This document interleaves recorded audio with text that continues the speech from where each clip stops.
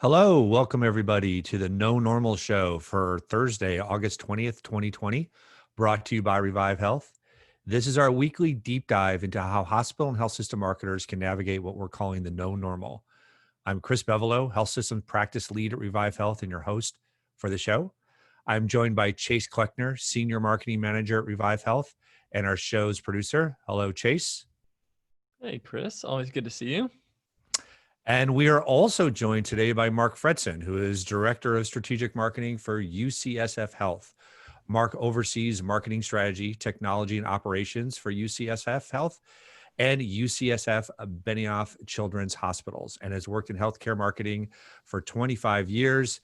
Hello, Marc. Hi, Chris. How are you? I am doing very well. I'm so thrilled that you're on the show. I think anybody who tuned in last week heard me geek out a little bit when we let people know you were coming back. And that's because Marc is the first hospital marketer that I ever worked with. Should we tell them the year of that initial? Long time ago. I think, was it 1999? 2000, I think. 2000. I think it was 2000 because I traced 2000. 2000 is the first time I ever worked with a hospital when it came to marketing. And that was you all. So it was you, Anthony Gardner at North Memorial Medical Center here in the Twin Cities. I think we worked together for a good 5 years, maybe. And did such amazing work together. It was the work that we did with you guys, Marc, that basically gave me the inspiration to move solely into hospital marketing. So people can either thank you or blame you for the fact that that's where I ended up. I wouldn't be sitting here if it wasn't for you guys. I knew you way back when. Yep. That's 20 years. Time ago. Oh my goodness. Anyway, it's great to have you here. Looking forward to diving in. It's good to be here. So just some quick notes before we do dig into today's episode, which I think is going to be great. On this podcast, what we do is we share industry trends, research, stories from those both within and outside the industry, our ideas, any kind of content to help health system marketers and communicators navigate what we call the no normal. If you want to kind of understand what we mean by the no normal, the principles that support that, check out a couple of blog posts. Chase will be sharing those in the chat function. So you can go there if you want to see those. And as we think about how we use Zoom for this show, use the chat function to talk to other attendees. Chase will be using it to post links as they come up that we discuss, so you can go to those. If you have a question for Marc or myself or Chase, please make sure you put that in the Q&A queue in Zoom. So we will be monitoring the Q&A queue throughout the show. We always try to leave time at the end of the show, though we do respond to questions as we go. So make sure you put them in that Q&A queue. We may miss them if they get stuck in the chat function. Also, remember, you can subscribe to this podcast on iTunes or wherever you listen to podcasts. We also post a recording of today's show in the afternoon. So by the end of today, you can find that at thinkrevivehealth.com/COVID-19, along with all kinds of other content. As I mentioned before, we've done a lot of research. We've got a lot of studies, lots of blog posts. All of the episodes of this show or our former daily show related to COVID-19, you can find there. And I will say, please, please, please check out the latest blog post that we have up there from our own Sasha Bogosian. It is very powerful. It's called Your Consumers Are Afraid. Just the way Sasha wrote it, you can tell it's very personal. It's just very raw and real, and I encourage everybody to read it. And I also think there's some great advice in there in terms of how we need to communicate with our audiences. So check that out. Also, some of you may be joining us, taking a break from the HMPS 20 virtual summit. That's been going on these 3 days. Of course, that normally takes place in the spring, something that I've attended, not quite for 20 years, but for a long time. It's one of the best conferences for those of us in hospital and health system marketing. and communications. It had to go virtual this year, obviously. So this is the final day.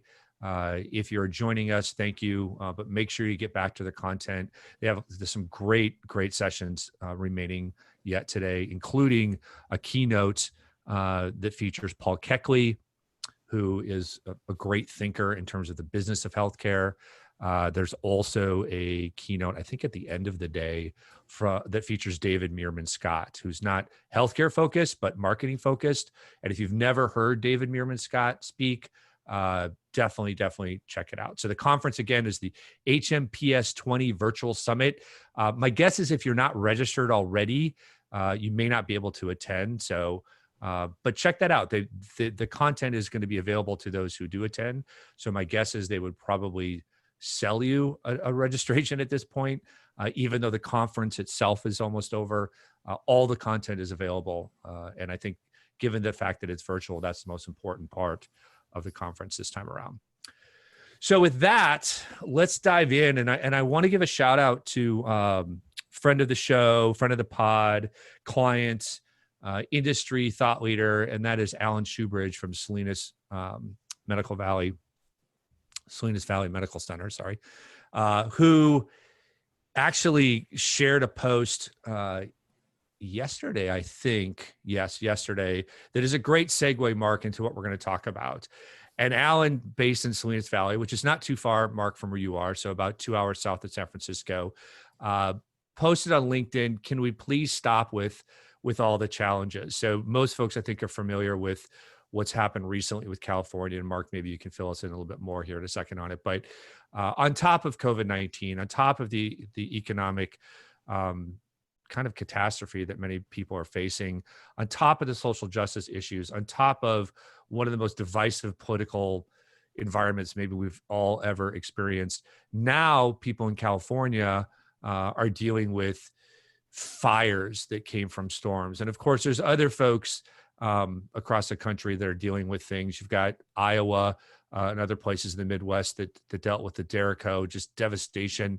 And Alan's post is kind of like, enough already, we've got plenty to deal with. And the thread that follows, and Chase, if you can share the link, is just a whole bunch of hospital and health system marketers that are jumping in.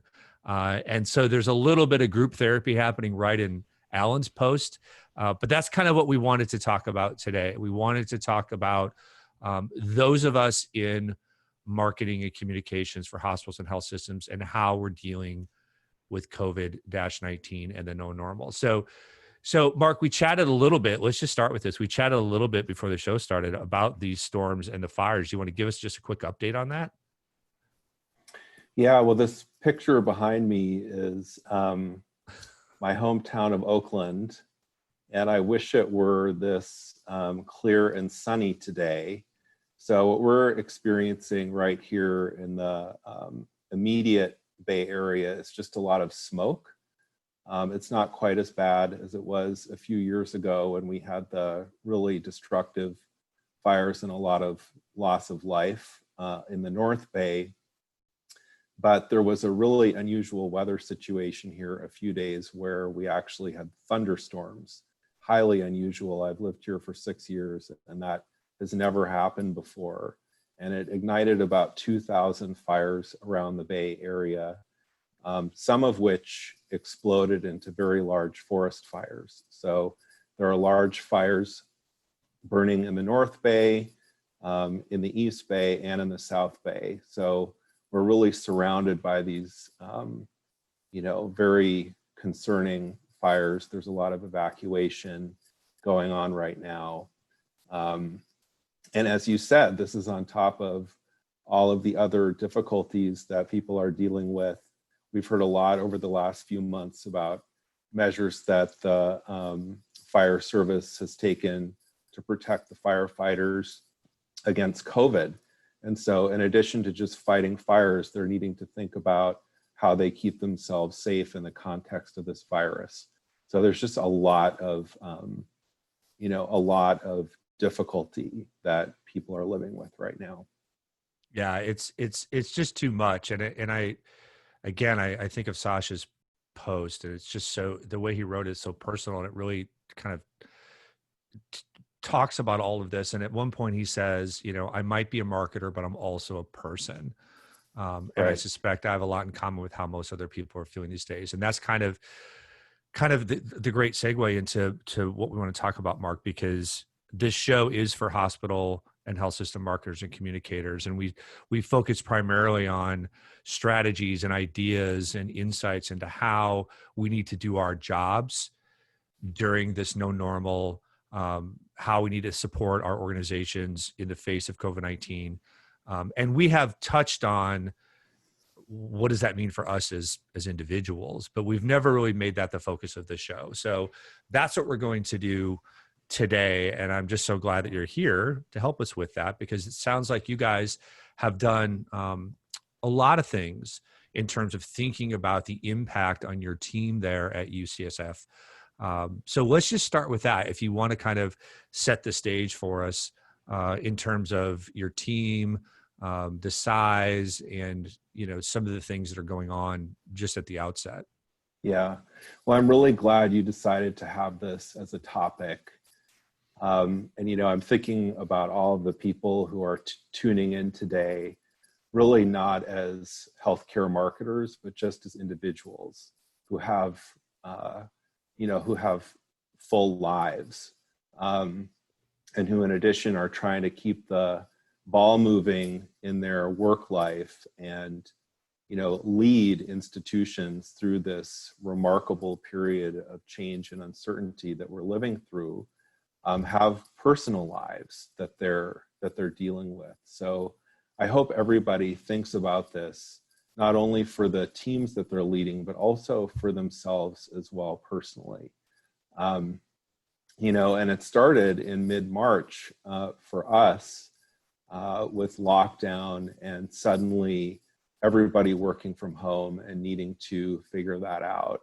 Immediately, everybody being afraid for themselves and their loved ones that they might get infected with this virus. And then immediately, just all sorts of changes with how, what our work is. So shutting down all of our marketing activity and immediately needing to pivot to how do we reach physicians in a different way? How do we reach consumers in a different way? How do we reach our patients in a different way? And doing that very rapidly and nimbly because things were changing so quickly. So, this resulted in staff redeployments and really changing how we think about doing our work.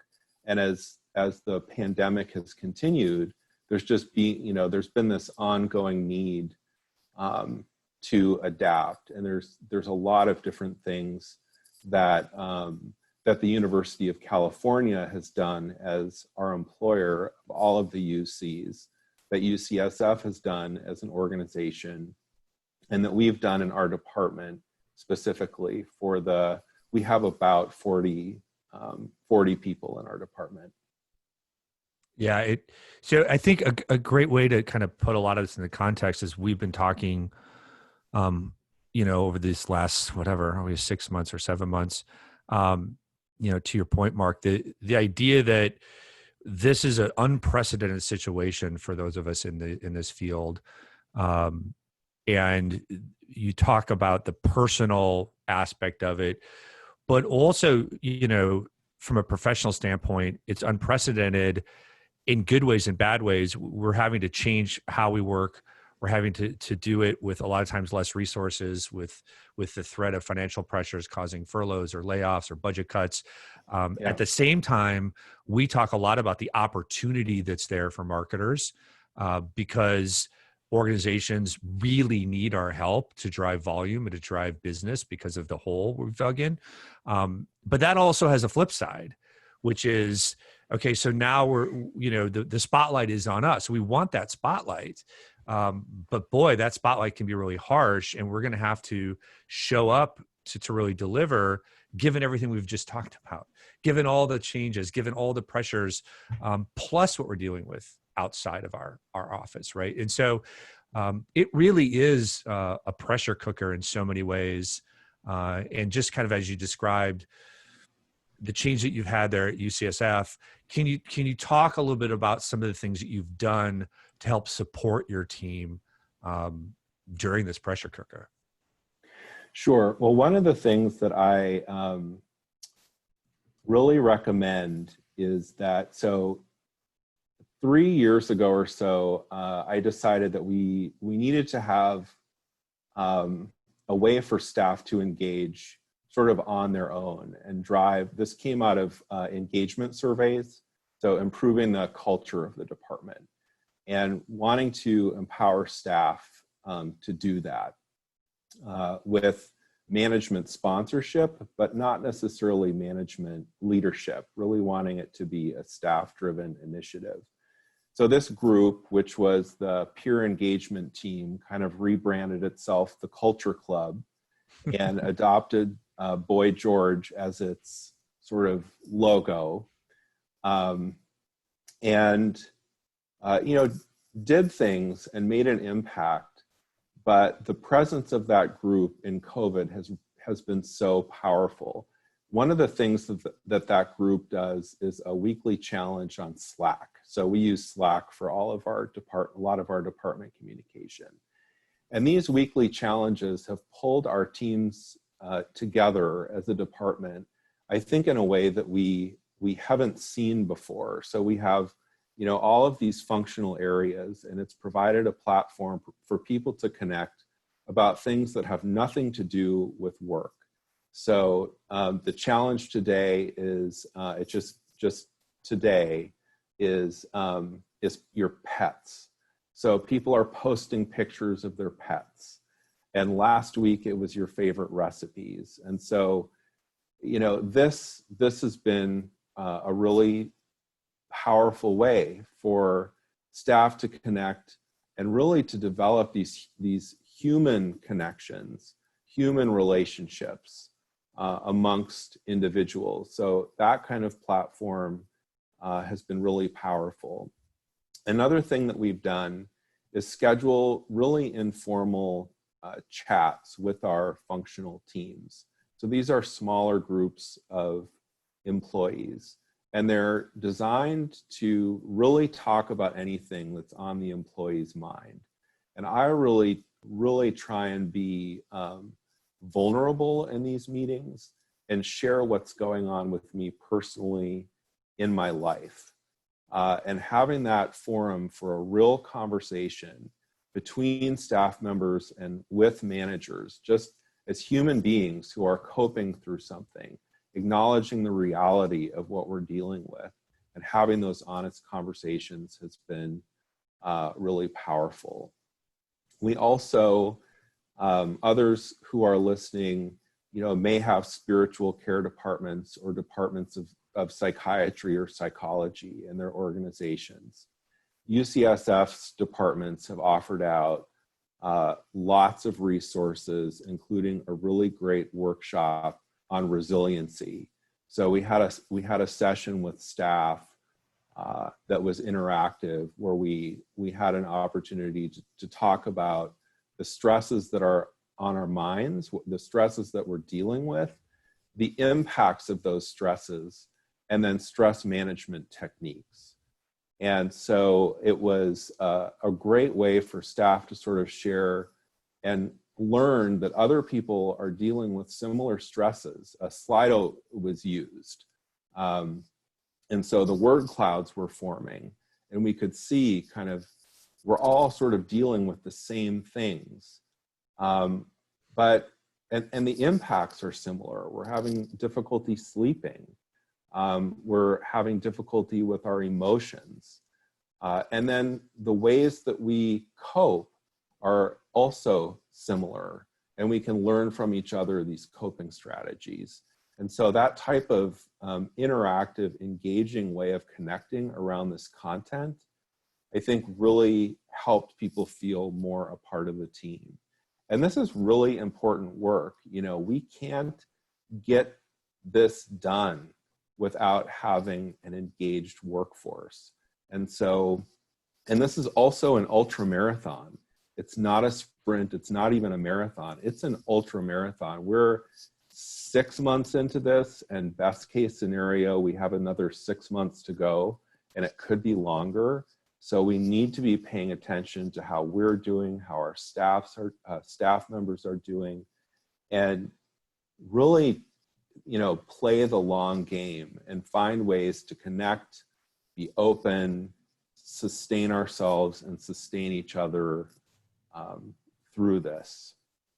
Yeah, that's great. There's just so much in there that I think people could learn from and adopt. One of the things, I'll just share from Chase and I's perspective, our agencies, I think like a lot of companies, like you're describing, Mark, a little bit, has really tried to step in and provide resources. So an example here is, and this isn't just our agency, we're part of a much bigger conglomerate of agencies, and I think it's true for all of them, providing things, access to things like Headspace, which is a online meditation kind of app, I guess. I haven't used it yet. I use my Calm. husband and I do that every morning for 10 minutes. Headspace? Yeah. I use Calm, so I've been set, but also Talkspace, which is online therapy. Is there any? Can you share anything that, whether it's UCSF or, like you said, University of California, colleges writ large, or even just within your own department, you've done to provide access to those resources? And I think the other part of it is to really continually communicate and encourage people to engage with them, because sending out like, hey, you have access to Headspace, and it's an email or it's a post in Slack, and then it goes away. Most people will see that and go, that's cool. But it takes a lot for people to sometimes really step forward and take advantage of that. The spiritual care office has put half an hour mindfulness meditation sessions on everybody's calendar. Oh, wow. And That's great. you can decide, whether or not you want to go or decline the invitation, but they consistently come through and they're on everybody's calendar. And so, I think that kind of demonstrates that the organization has really prioritized taking that time out to just sort of be present and take a moment away from everything that's going on. We also have regular town halls that are hosted both by the UCSF campus leadership as well as the health system leadership. Those, the topics rotate. It might be, financial metrics. It might be how we're doing with PPE supplies. It's a wide variety of topics, but that's another forum where these resources are surfaced, and they're very well attended. One of the things that the Office of the President at UC did right away was offer 128 hours of leave to all UC employees for any COVID-related use, and also instituted a no layoff policy through June 30th. So really tried to give everybody who's a part of the university system some tools to either manage a disease, to help a family member, to deal with childcare issues, and really want to just shout out to all the parents out there who are in the midst of trying to manage this back to school situation that's going on. And is it in person? Is it online? Is it happening at all? How do you pull off being a full-time worker and a full-time parent? We have staff members who have toddlers running around who need constant supervision, who don't have childcare available.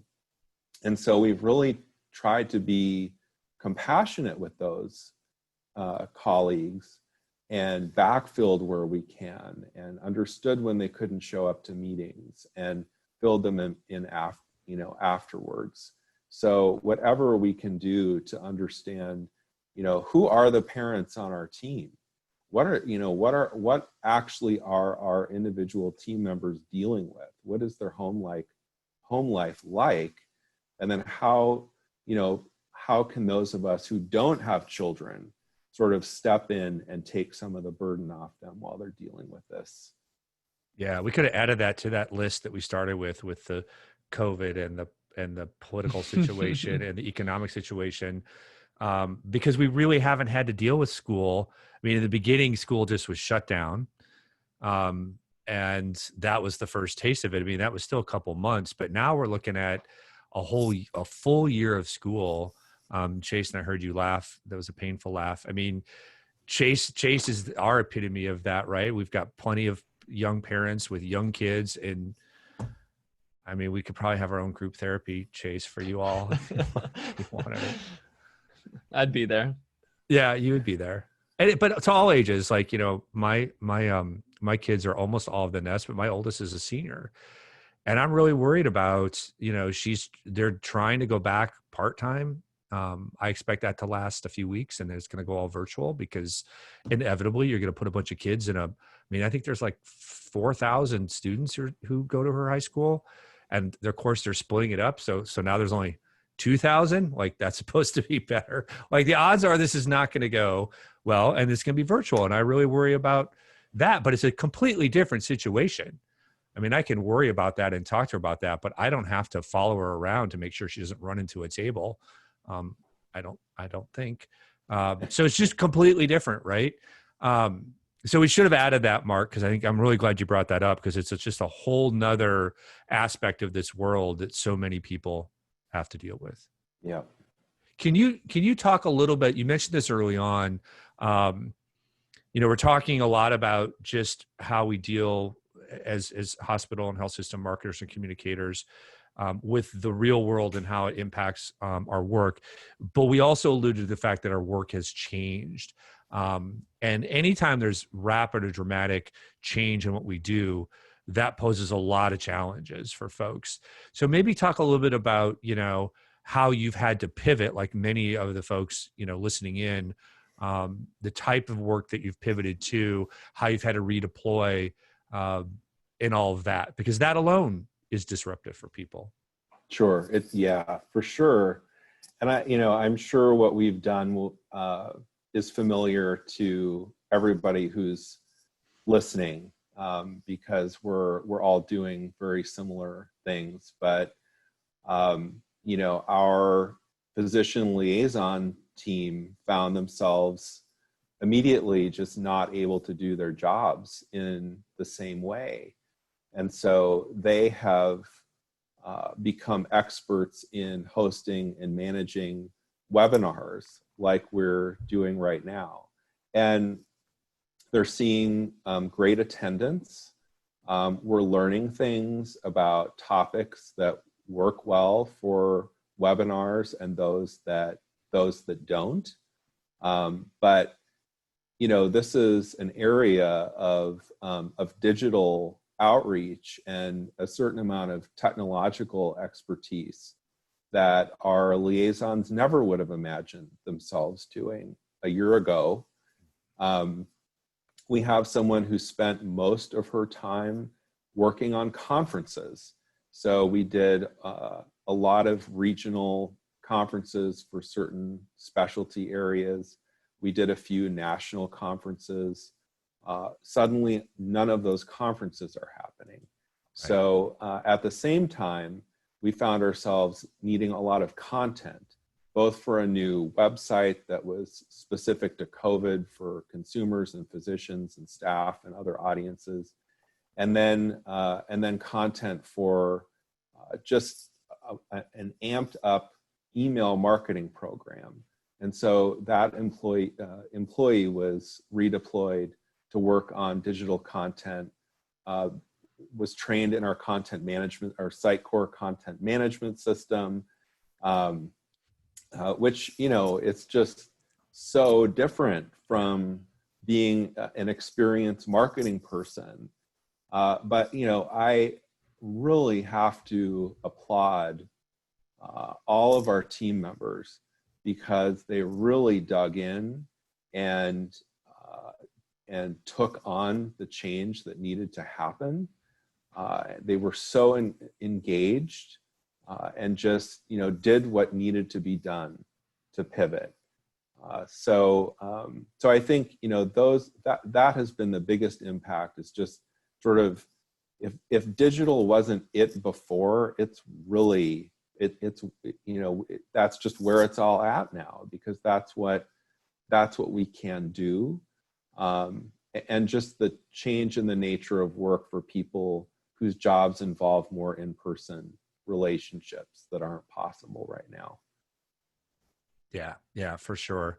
So just a reminder, if folks have questions for Marc or myself, throw them in the Q&A queue, because we want to pivot now. We want to actually, I kind of touted this as group therapy, Marc. And I know when we planned this, this show, we both got kind of excited about how can we help the people that, in our peer group and the folks listening. So we've already mentioned some things, right? I mean, things like Talkspace or Headspace are available, if they've been made available to you. But what are some of the things that you do or that you encourage people to cope in this situation? I've got some ideas, but I want to hear from you first. I mean, what do you do yourself? How are you getting through these days? Well, I think openness is about how we're doing, and just speaking to it on a regular basis is important, and not carrying around those thoughts and feelings silently. So being able to have, open conversations with coworkers and family members. I'm thinking back to the Slido poll that we ran with the department and what showed up. And, of course, wine showed up. That's right. But, running, walking, different forms of physical exercise, meditation, cooking, reaching out to family members and friends for a safe, physically distanced way of connecting with each other. I've gone on a few physically distanced walks with one of my colleagues. So we've gotten together and I had a physically distanced lunch with a colleague where we got together in a park. We sat apart. We had to, so it was safe, but we still got to have the human contact. I am a church attendee, so I still do the services even though they're virtual. We do yoga, so I think there are a lot of different things that work for different people, but there are certainly themes that we saw when we did the Slido that showed that many of us are employing similar approaches to how we're getting through this. But there's also an opportunity. Cooking is another one, very therapeutic. And gardening is off the charts. Everybody is planting a garden these days, right? And there are ways of taking vacations. I've really been encouraging my team members to, even if you don't go anywhere, just take some days off this summer or this fall to get away from the office, to get away from all of the change and transition, and just take some time for yourself to restore. So important. And there are ways of doing vacations, locally, that allow you to still have that, opportunity. So it just, things take more work these days. And so I think, that might cause people to think, oh, it's just too hard. I don't want to do this. I don't know how to do this. I can't find a place to stay that's safe or whatever. I would just encourage everybody to make the effort, because you'll appreciate it if you just make the effort to make it happen, to take the time for yourself. Yeah, for sure. And we've got a question I want to get to, Marc. I would just add to that, as I was thinking about some of the things that I do, that we do, a lot of them are about disrupting, kind of the bubble. That's the wrong word because that's an official COVID-19 word. But, we kind of all locked in. most of us are working from home, and it kind of feels like it's a black and white. You're either working at home or you're working in the office, and many of us miss working in the office. But trying to disrupt that, the Zoom bubble that we're in, like, this is my little world and that's all there is. So like Chase actually introduced the idea of a walking meeting to me. I don't know, this was like a month ago. He's like, can we just have a walking, because we had a standing meeting, and he's like, can we have a walking meeting so we can be outside? I'm like, that's a great idea. Great idea. To your point, like, we have team members that are all together in Nashville, if they're in that city, who meet at a park, again, physically distanced, but still are able to have that connection. Another example is my wife and I had a planned trip, to your point, because we finally got out maybe a month ago, and just the benefit of going somewhere that's not at our home or our little neighborhood was just incredible. So we're going to do that again. And I was kind of debating, do I take a day off of work or 2 days off of work? Because she wanted to leave earlier in the week. And she's like, why do you need to take a day off of work? Why can't we go up there Wednesday? You just work from this remote lake cabin Thursday and Friday. I'm like, yeah, why can't I do that? Right? So why can't people, if they have to be remote, you can decide what remote looks like, and you can take advantage of vacations or trips and still actually do what you need to do. It just kind of takes unlocking that in your brain to think about that. The question I got, Mark, or we got is, are most people working from home or in the office, and how does that affect things? I will say, from our perspective, working with many health systems across the country and talking to many, almost universally, the marketing departments are working from home. There is maybe one or two exceptions I know of, but even then it's a little bit limited. I assume you all are remote. We're all remote, and we're exploring making that a permanent option for employees. There's an interest right now in reducing expenses in any way possible due to the financial challenges that COVID has presented. And one of those is terminating expensive lease space. And so those conversations are just starting. But we found that different people want different things. But there are a lot of team members who really appreciate the work from home environment and would do it permanently if they could. So we're talking about reconfiguring spaces to really make them touchdown spaces and conference room spaces. So when this is all over, we can come in and gather, but we don't necessarily have designated offices or workstations anymore. So there's a lot of creative thinking about that right now, and we'll see where that goes.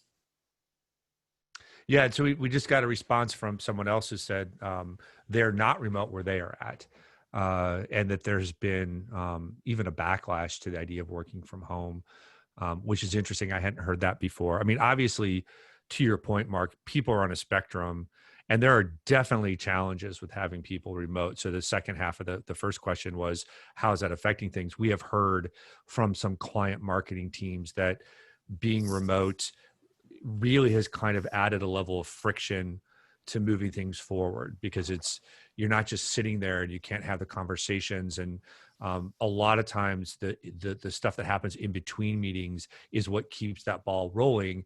And you have to be more proactive in doing that. To your point, it's harder to make that happen. If you have a forum like Slack, that you can reach out to people, but even then, it's a different deal. Or we have heard that, and this is true, I think, for a lot of companies, some of the things that just lend themselves to being together, like creativity, planning, much more difficult to have meaningful, deep kind of conversations when everybody's in a Zoom.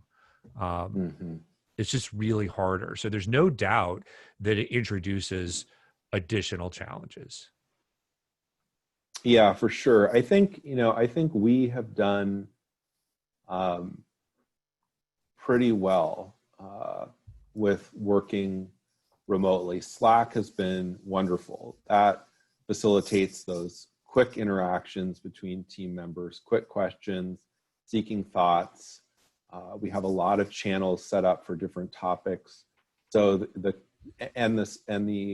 our Slack was in kind of pilot mode. we were just experimenting with it when COVID happened. And it just very quickly became the way that we connect in that way for those types of conversations. But I definitely hear that with, having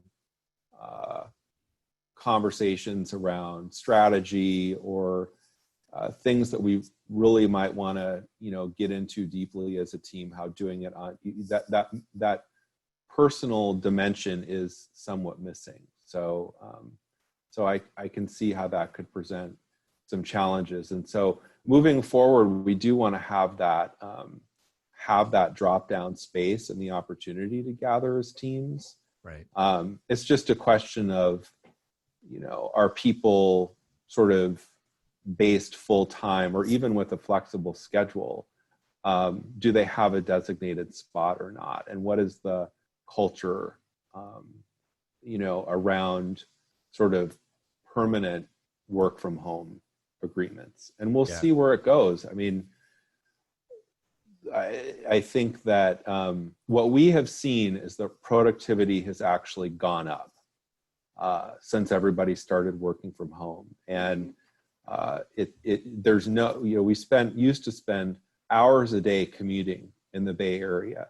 People aren't spending that time in their cars anymore. We used to spend hours a day driving between campuses for meetings. We're not spending that time in the car anymore.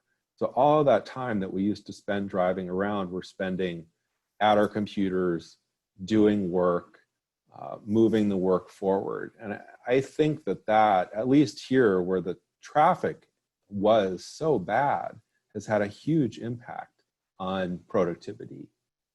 Yeah, I mean, those are all important things. And I just think it reminds me of, we talked about going back to school and the discussion about in-person versus virtual. And I think there is no parent who believes that virtual is better than in-person, though there are certainly students who may do better in a virtual setting for all kinds of reasons.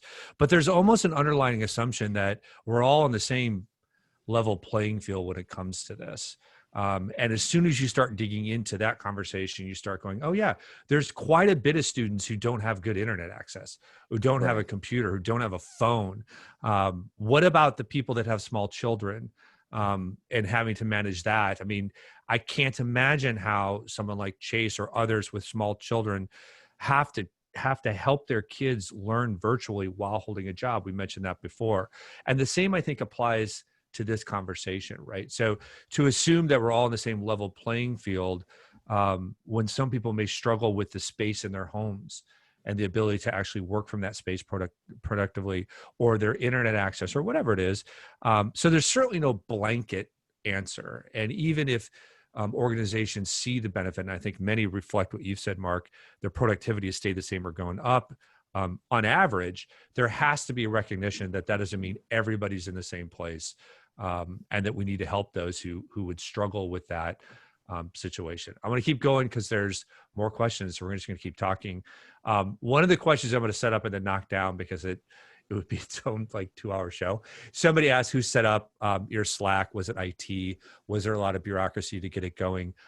I can tell you that even at our agency, which is obviously may have more people than your marketing department, Mark, but not as big as your organization.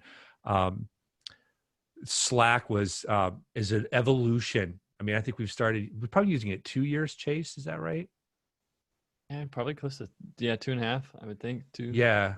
We implemented it with the goal to eliminate email because email was overwhelming. Mm-hmm. And it did that. My email inbox is crazy small now.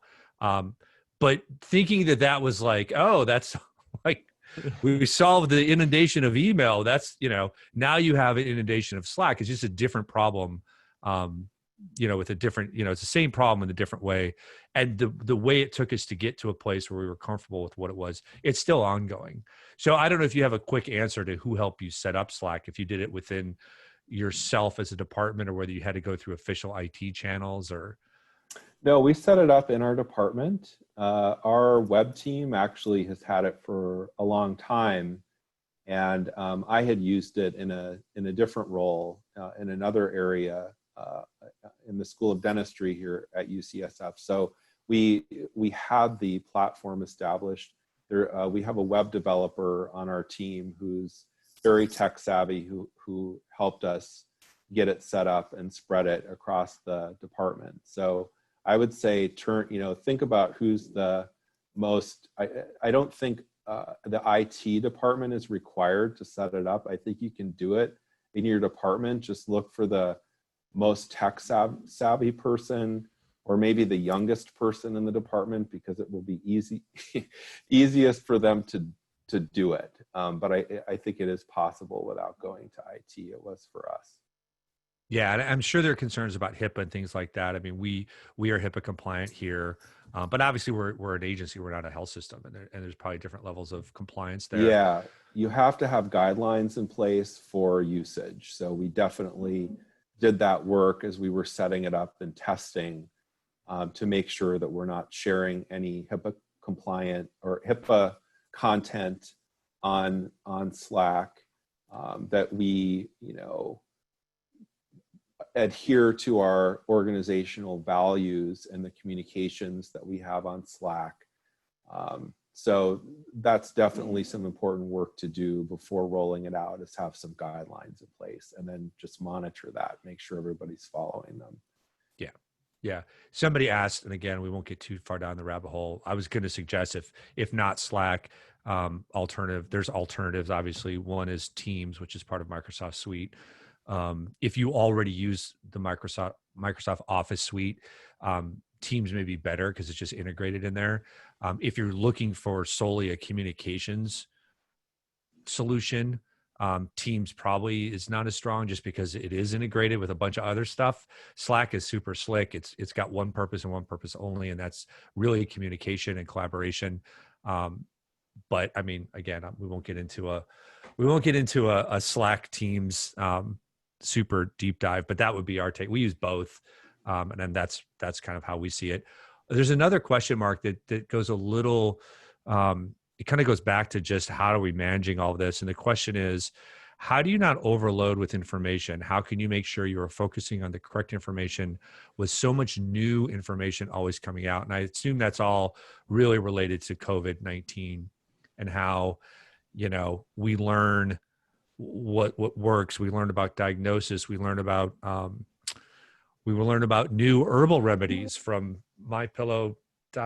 We learn all kinds of things. How do we keep up? Because we should be the arbiter of health information. People look to us for that. So on one hand, we need to be there with the latest, greatest. On the other, we have to worry about, changing our homepage every 3 days with something new, where folks might get lost or start to lose track. Well, we rely on our infectious diseases experts to inform us. So we are not the COVID content experts. The health recommendations, all of that information comes to us through our colleagues in infectious diseases. So, and our work is less on the communication side than it is on the marketing side. So our primary direction is coming from strategy. One of the new kind of structures that was formed due to COVID were collaboratives for each of our service lines, including operations, finance, strategy, and marketing, that meet very frequently. Very quickly, growth priorities were established. So the hospital was emptied out, and cases were canceled. So now that we're going to be growing up again, let's do that strategically and really emphasize, these 5 areas that we want to grow, and have these crack teams that are focused on each one of those. Yeah, it's a tough challenge, and I think what you talk about, Mark, there's some intentional friction built into that, so that it's not reactionary. I mean, when we talk about information that needs to be conveyed in terms of COVID-19 or reacting to what's out there, because there's a lot more of that needs to be very intentional. There needs to be a lot of people involved. It's okay if it has to move through some committees before it becomes an official, thread for the organization in terms of, okay, now here's how we think about using masks, or even reacting to things that people are asking you about. So whether it is some kind of crazy, herbal cure, or whether it's, hey, we had a politician, like a city council member in Oakland, I'm making this up, who went out and said this, and what do you guys think of it? It's okay to be intentional in how you come up with that, because it needs to be right. And in some cases, you'll have to act quicker than others, but having those kind of gates in place is really important to help you kind of filter through everything. Yeah, absolutely. All right. Well, we've exhausted the questions. As I expected, we would go long with you joining us, because this was an important topic, I think, and one that we hadn't dove into, and really personal to the folks that we all work with and know in this field. So, Marc, thank you so much for joining us. My pleasure. Was happy to be here. I'm really happy that you decided to have this as a topic. And I hope that everybody out there who's listening thinks about themselves and their well-being, and takes the time to take care of themselves, and also helps, those who they lead or others around them do the same. It's really important. Absolutely. Absolutely. Chase, sir, thank you as always. Absolutely. Enjoyed it. If you would like us to cover something, just let us know. Send us an email at nonormal@thinkrevivehealth.com. You could put your suggestion in the chat box before you leave. Next week, we're going to be joined by Andy Chang, who's Executive Director of Marketing and Physician Outreach at Piedmont Healthcare. Piedmont's one of the leaders in the industry in how they apply data to drive decision-making and marketing strategies. So we're excited to have Andy join us. Remember, visit thinkrevivehealth.com/COVID-19. COVID-19. That's it. thinkrevivehealth.com/COVID-19. They both work. For a recording of today's episode, we'll have that up today. Subscribe on iTunes. And until next week, good luck out there in the no normal. Thanks for joining. Thank you.